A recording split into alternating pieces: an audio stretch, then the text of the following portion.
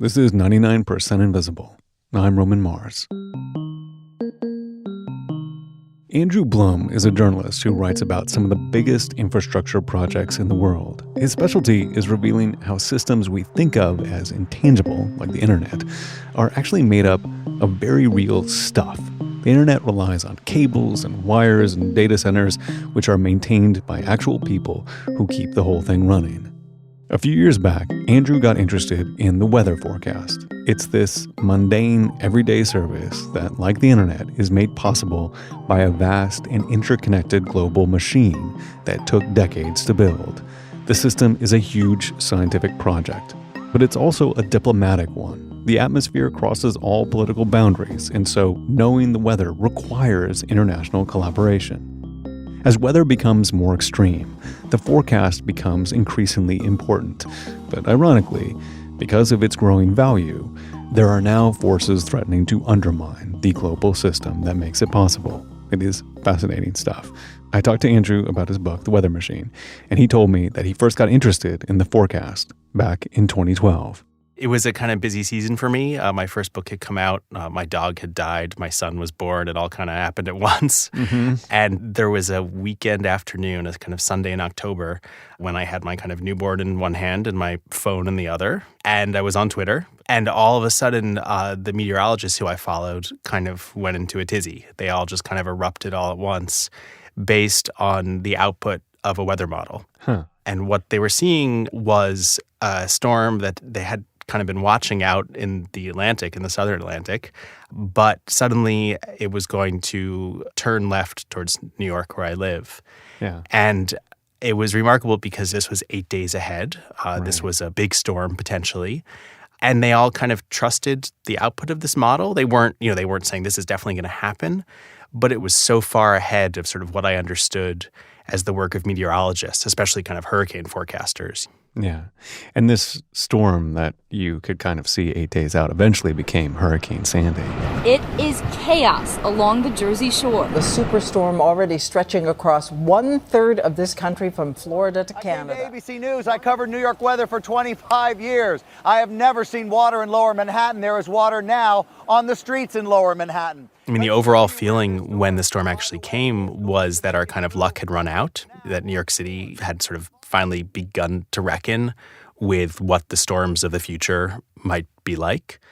With the subways flooded and shut down, nobody did anything for that week. Along the coast, it was, months and years. And, if you live on the L train, it's still being fixed. These are, the consequence of it was really clear. I mean, 147 people were killed. But when it came, for me, it was a recognition that forecast 8 days ago was right, that an 8-day forecast is not stuff of science fiction, but had just happened in the most consequential way. And the real difference here between the idea of knowing a thing that's coming in the way that knowing a cold front is coming or knowing that a tornado is coming is like Hurricane Sandy didn't exist 8 days before. It was just particles in the atmosphere moving around.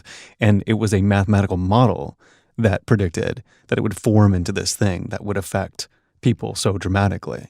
I mean, the experience of Sandy made me want to know not only what the weather models were, but where they came from, sort of who built them, how they had evolved over time. I mean, I recognize them as this kind of complex global infrastructure, but as is often the case with complex global infrastructures, their authorship was really vague and long-standing. Right. And so, you've spent a lot of time thinking about physical infrastructure. And there's something about the weather forecast that it kind of has this vibe of it's about mathematical models and in physics and stuff in the air, but it still really is rooted in infrastructure. It kind of dovetailed with the thing that you already care about. So what does the modern weather machine actually physically look like? Well, to kind of see it like that, you kind of have to have this hallucination about, of a sort of planetary scale. It's made up of so many kind of tens of thousands of tiny, tiny little pieces. I always like when you're flying out of LaGuardia Airport in New York, if you're lucky, you kind of pass by the weather station there by the runway. And, it looks like a kind of jumble of equipment. And that's one piece of the weather machine. When we see, satellite pictures, the kind of familiar weather satellites, it's kind of another piece of the weather machine. Mm-hmm. And then that's repeated, tens of thousands of times all over the world. Yeah. So as you started looking at the history of the weather forecast and how it started, you found that it was actually a revolution in telecommunications that made the first weather forecast possible. So tell me why the development of the telegraph was important for understanding the weather. It's really about having this picture of the Earth across space. We have maps, that's a kind of one way of imagining the Earth. But until you can communicate instantaneously across distance, basically until you have the telegraph and then all of the communications technology that comes after it, you can't really know what's happening simultaneously in many places all at once. Right. And it turns out the kind of first step towards knowing what the weather is going to be in one place at many times is knowing what the weather is at one time in many places. That's the kind of key to it. And so you end up, as soon as the telegraph is invented and as soon as there's a kind of rudimentary telegraph network, the telegraph operators begin sending messages to each other about the weather conditions. And they quickly realize, that especially in the U.S., the weather is often moving from west to east, and they can give some advance notice of what's going to happen that afternoon based on, if you're in New York, what it's doing in Ohio. And that just kind of basic sense that you could move faster than the clouds, that the news could move faster than the clouds, begins to, open up this idea of a kind of holistic view of the planet. Suddenly you can kind of imagine yourself looking down not just on a map as a political idea, but really live, seeing how the weather is changing over space. And so in the 1840s, the Smithsonian Institute takes this sort of grand theoretical idea and turns it into an actual map, which is a kind of beautiful, quirky, analog, fun thing that I loved your description of. Could you describe the map and how it functioned? Yeah. As with any corporate or government headquarters, when they built their new building, the centerpiece in the lobby of the Smithsonian Institution on the Mall in Washington was a big map of the, fledgling United States up on the wall, pre-Civil War, 1840s. And whenever they got a report in from their Smithsonian observers, their kind of brand new network of weather observers, they would put a little paper disc up, and the disc would have the temperature. It would have a different color for the weather. So white for fair weather, black for rain, brown for clouds, blue for snow. And so when you arrived in the Smithsonian, you could look up at the wall and you could see what the weather was across the country. And you could begin to have that first inference of the weather of the future, the forecast based on how those patterns might be changing. Yeah. So then we get to the 1870s when there's an international coalition forming to expand the weather forecast. And people are starting to think about how to collect and share weather data more widely.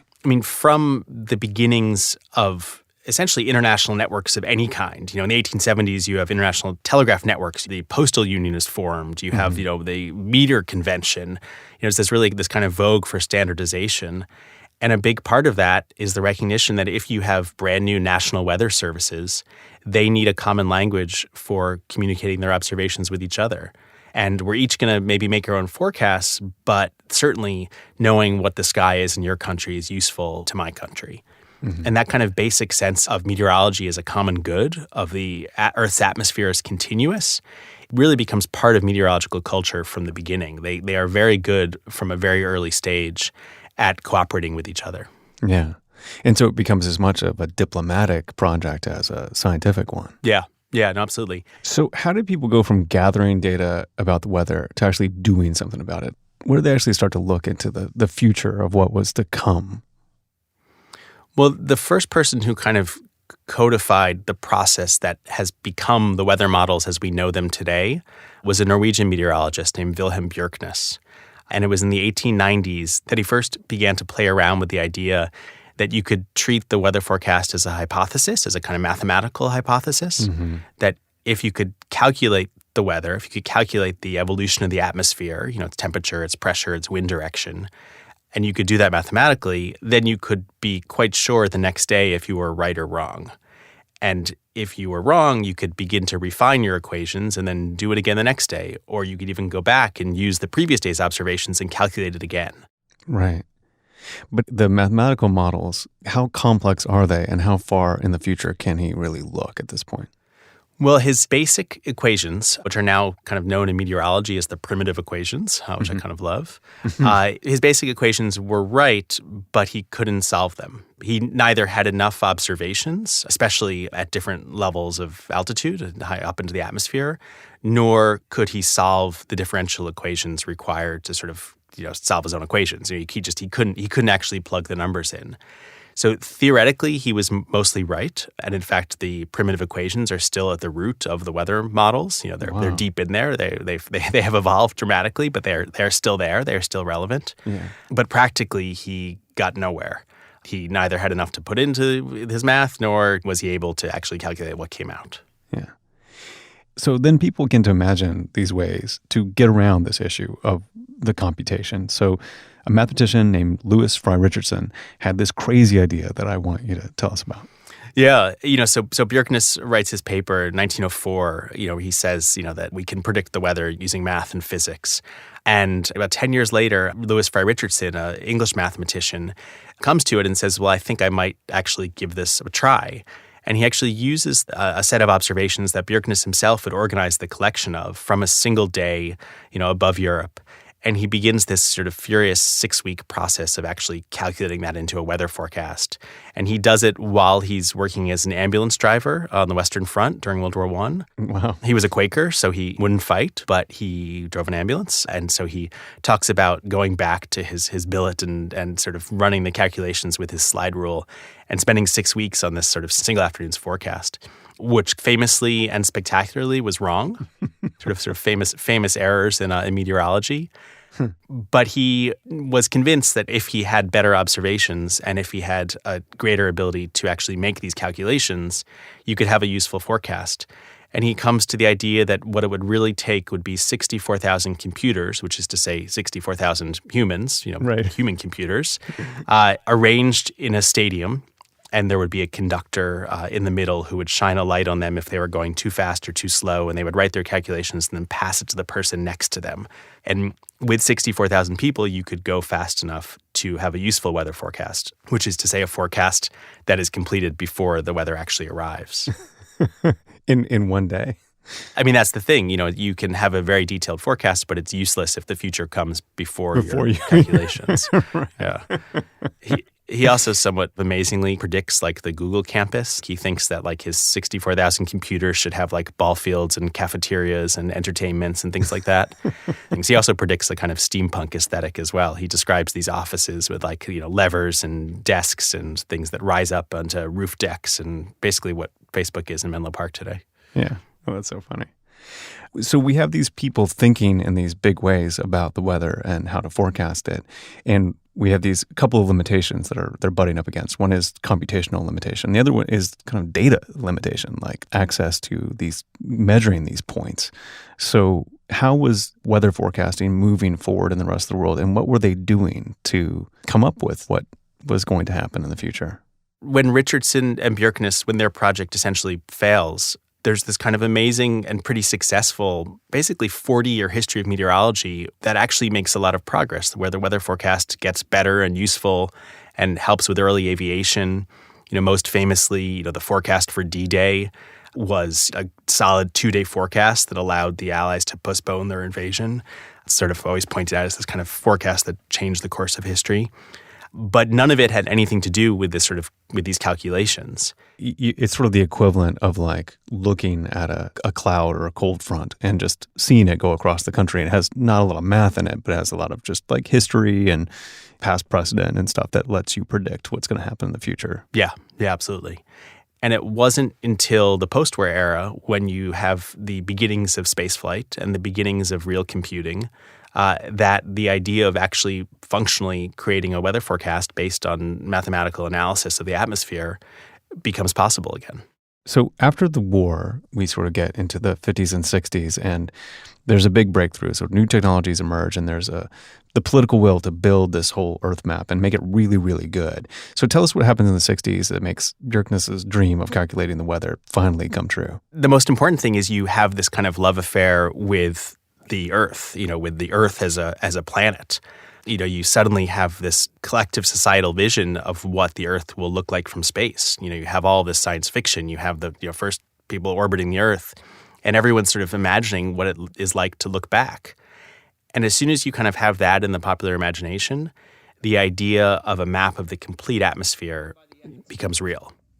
We go into space because whatever mankind must undertake, free men must fully share. There's this incredible moment in 1961, right after the Soviets first launch Sputnik, where Kennedy gives a speech where he says, we must put a man on the moon before the decade is out. To provide the funds which are needed to meet the following national goals. First, I believe that this nation should commit itself to achieving the goal before this decade is out of landing a man on the moon and returning him safely to the earth. And that's point number one. And it turns out point number three is $75 million for weather satellites. Will help give us at the earliest possible time a satellite system for worldwide weather observation. Let it be clear. As familiar as that man in the moon line is, the line about weather satellites comes like 30 seconds later. And for Kennedy, the global view of this was kind of part of the larger project of the triumph of American ideals around the globe otherwise. So you have this sort of moment where all of the kind of imperial ideas of a kind of American view of the globe and an American dominance of the globe become wrapped up in a view of the atmosphere for scientific good, for meteorological good, for this sort of what we now think of as this banal project of creating better weather forecasts. So JFK's vision came true in many ways. Throughout the 60s and 70s, a lot of satellites went up into space, both for military surveillance and for weather forecasting. And as the weather machine grew, a worldwide alliance developed between nations. They figured out how to share data and how to maintain the infrastructure that they'd collectively built. The main part of the UN that now deals with weather is called the World Meteorological Organization, and they get together every 4 years to talk about policy. And Andrew went to one of these gatherings. Yeah, in 2015 in Geneva, the World Meteorological Congress is the big event every 4 years, and it's the world's weather diplomats coming together and sort of methodically kind of hashing through their issues and then breaking for receptions, which is the diplomatic word for party, as it turns out.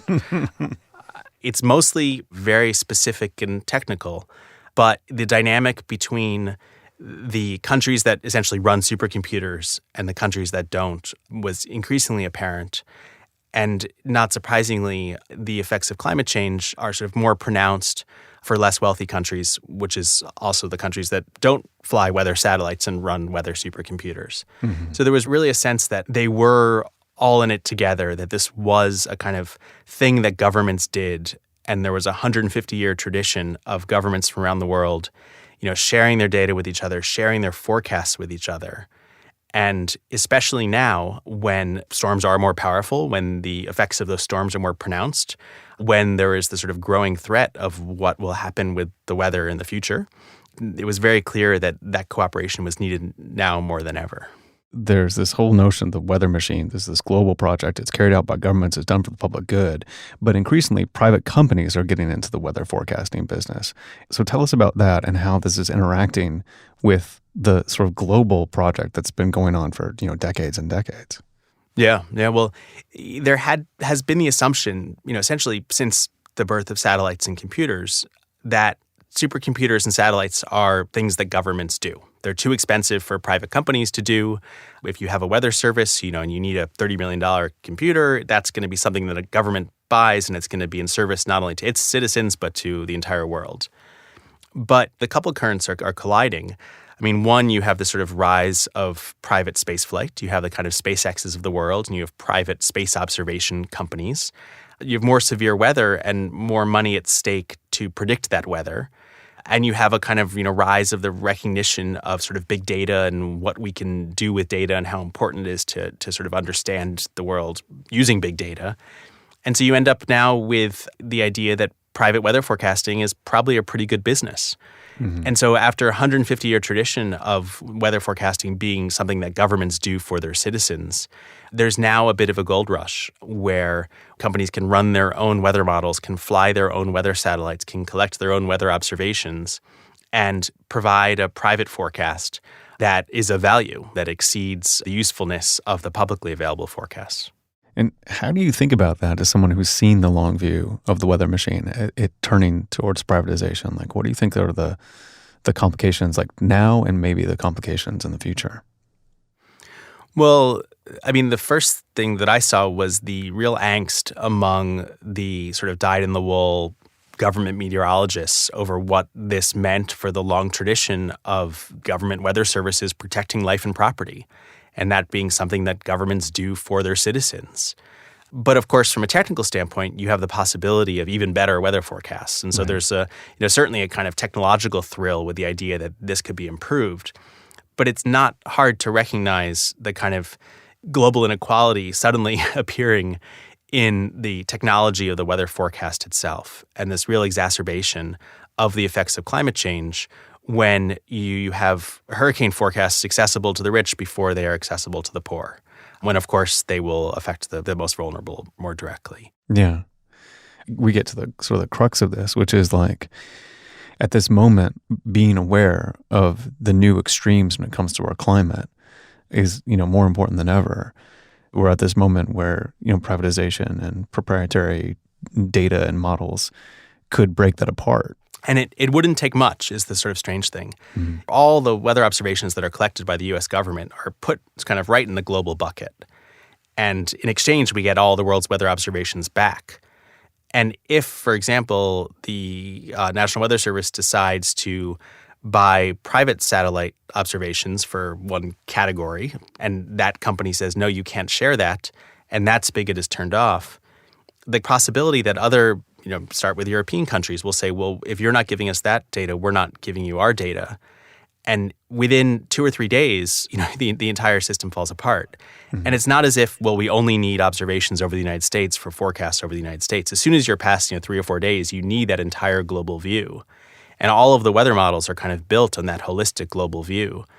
And so the idea that this is a kind of, this is within our borders, that this is a kind of local issue, that it isn't entirely international, interdependent, is preposterous. And of course, it's deep in the kind of global order that the U.S. built up in the second half of the 20th century. It is the kind of American ideal of leading the world with technology and cooperation.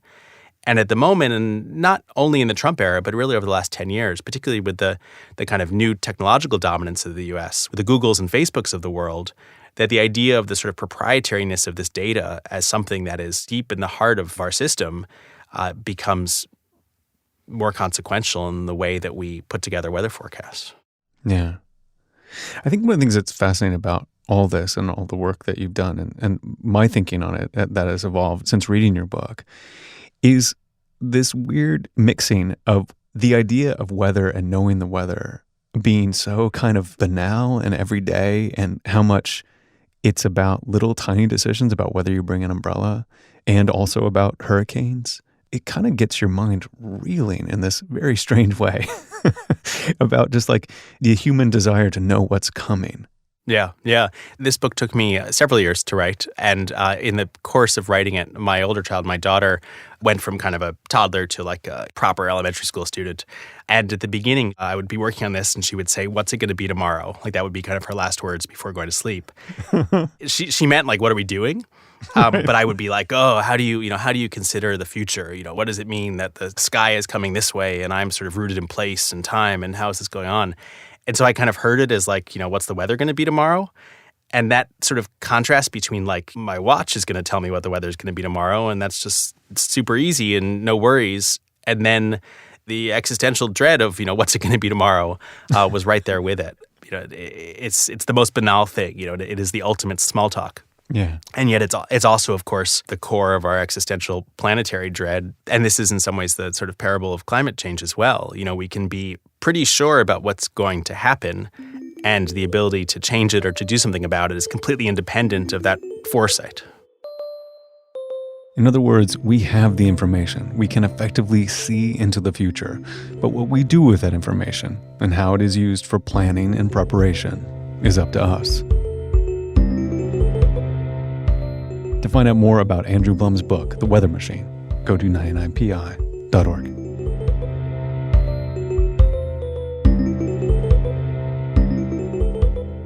We're going to visit a tiny island in the North Atlantic that is a tiny cog in the gigantic weather machine after this.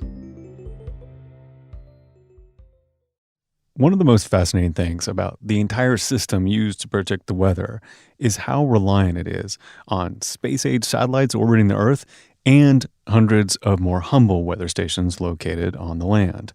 Both technologies are needed to inform our global view. Because the weather machine is so vast and made of so many parts, no one thing exemplifies it all.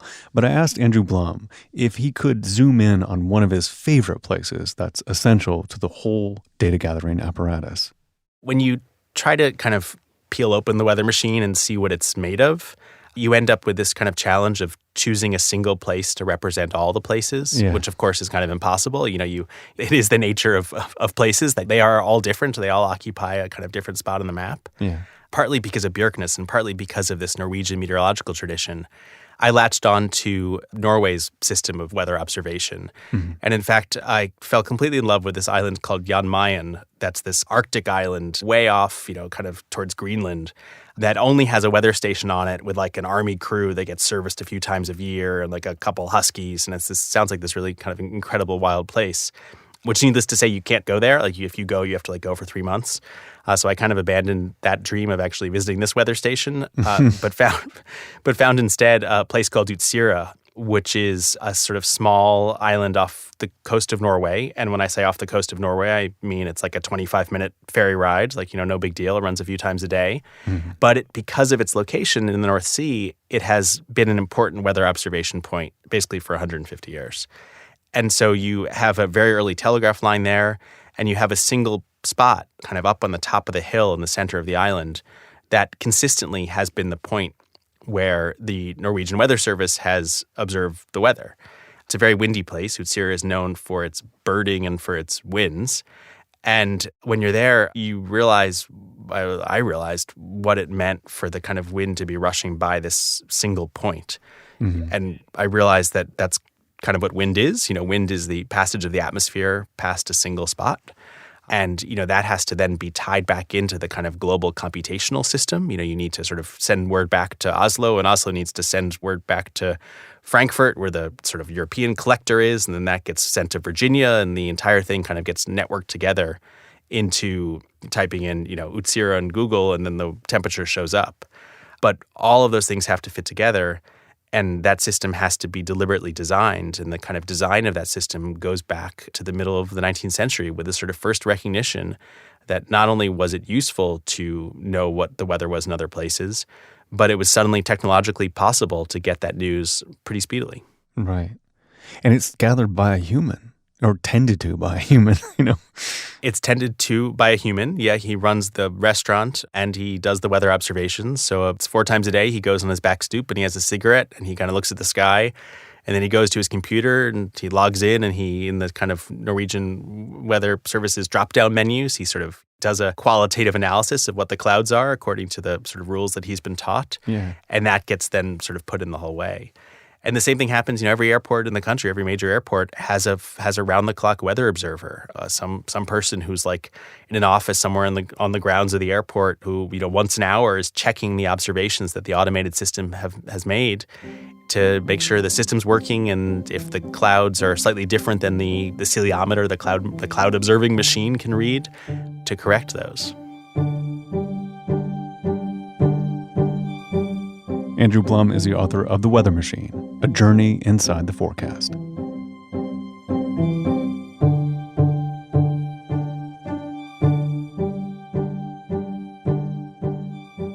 99% Invisible was produced this week by Delaney Hall, mix and tech production by Sharif Youssef, music by Sean Real.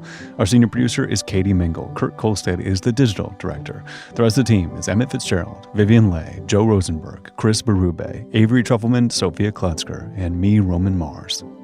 We are a project of 91.7 KALW in San Francisco and produced on Radio Row in beautiful downtown Oakland, California. 99% Invisible is a member of Radiotopia from PRX, a fiercely independent collective of the most innovative shows in all of podcasting. Find them all at radiotopia.fm. You can find the show and join discussions about the show on Facebook. You can tweet at me at Roman Mars and the show at 99pi.org. We're on Instagram and Reddit too. But we should really talk about the weather at 99pi.org. Radiotopia.